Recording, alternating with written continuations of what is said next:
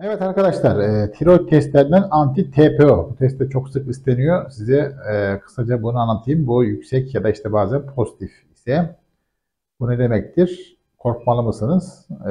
Bu videomuzda buna ne yapacağız? Yanıt arayacağız. Evet, hadi bakalım. Evet arkadaşlar, meşhur anti-TPO testi. Bu da çok sık istenen bir test. Bunu size anlatayım. Niye pozitif olur ya da yükselir? Ne demektir? Hemen başlayalım. Şimdi anti-TPO demek arkadaşlar, vücudun tiroid bezine saldırdığı bir hastalık var. Hashimoto diye. Bunda ya da Graves hastalığı, bunda da yine vücut tiroid bezine saldırır.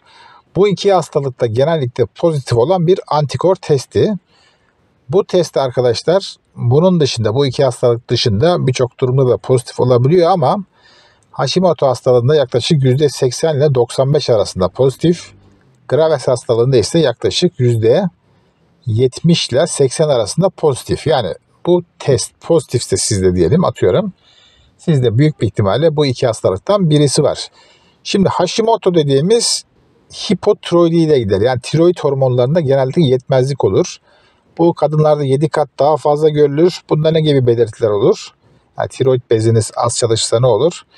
İşte yorgunluk, halsizlik, saç dökülmesi, soğuğa tahammülsüzlük, kilo alma, eklem ağrıları, depresyon, kabızlık, kuru cilt ve unutkanlık işte belli başlı belirtilerdir arkadaşlar.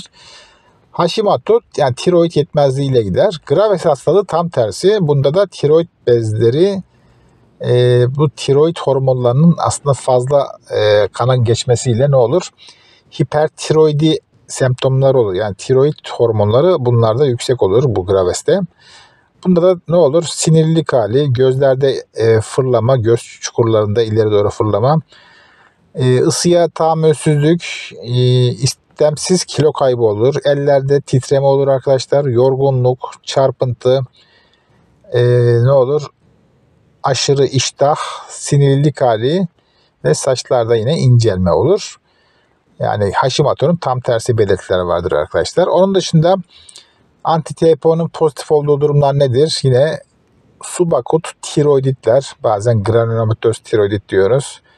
Otoimmün hemolitik anemiler, nodüler guatr, Sjögren sendromu, lupus, romatoid artrit gibi romatizmal hastalıklar. Bunlar da biraz daha az pozitif olur, daha nadir görülür.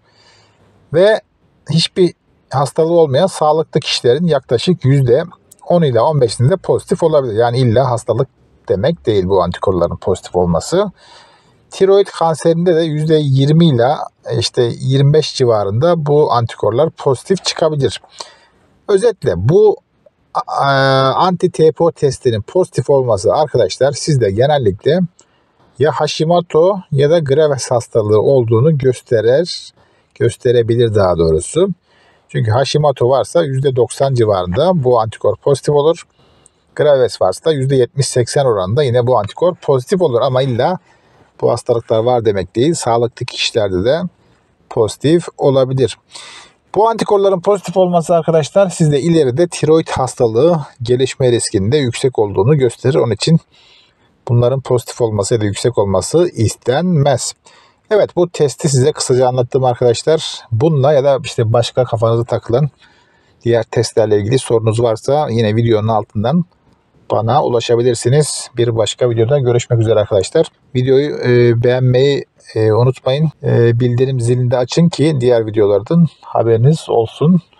Kendinize iyi bakın. Hoşça kalın arkadaşlar.